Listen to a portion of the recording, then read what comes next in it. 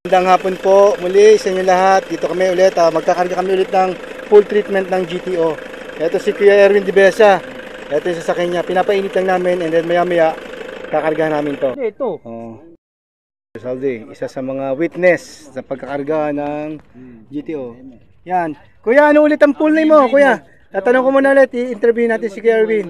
Kuya Erwin, ano full name mo at tagasan ka? Ano tong dinadrive mo na sasakyan? Pangalan ko ay Erwin Dibesa. Marikina ako. Concepcion 1. Iyon. Yan, ilalaglag na natin ang extra terrific. Yan. Lahat. Walang matitira.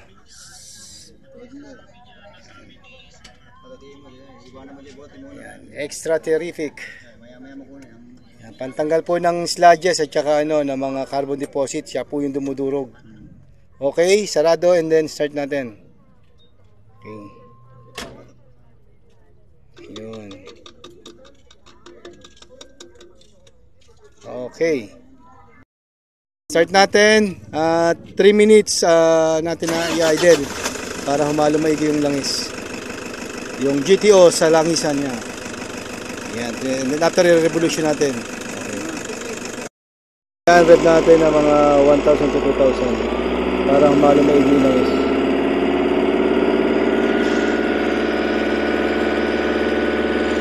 Yun. 10 seconds lang. Alright. Okay, ayan po, isusunod natin yung GTO Max.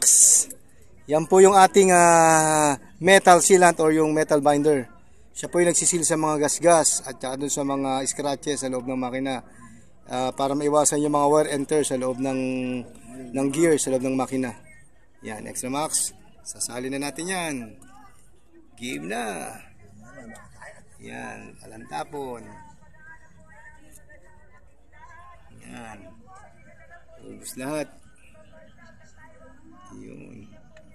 Okay, start ulit natin Tapos idle ulit natin ng 3 minutes. Then revolution, 10 seconds. Alright.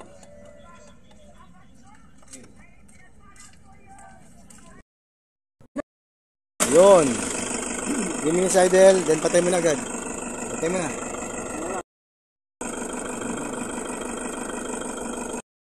Then 10 seconds.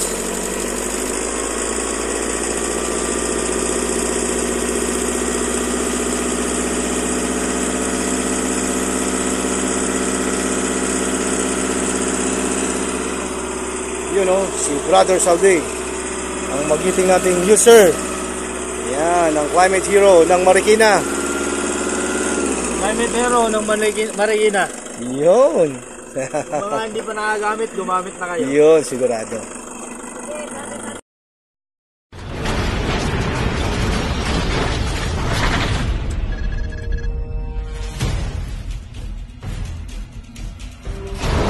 Okay, sasali na natin lahat yung natira sa engine. Last but not the least, GTO Super Oil. Ito yung enhancer treatment natin. Siya yung nagbibigay buhay sa patay na langis. Gagawin niyang 5 to 10 times better yung langis mo. Be proud, be a climate hero. GTO user. Hindi na ho, dire-diretso na. Basta yan na lang ikakarga niya. Every 5,000 yan na lang ikakarga mo, kuya. Yan, enhance na yan. Yun. Okay, sara and then revolution. Ano pala? Idle natin. 3 minutes ulit. Then revolution. Alright. Yun, panalo.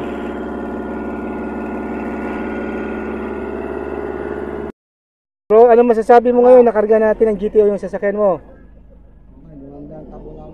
Palahimik ang takbo ng natin. Then, subukan pa natin pag takbo ko. oo.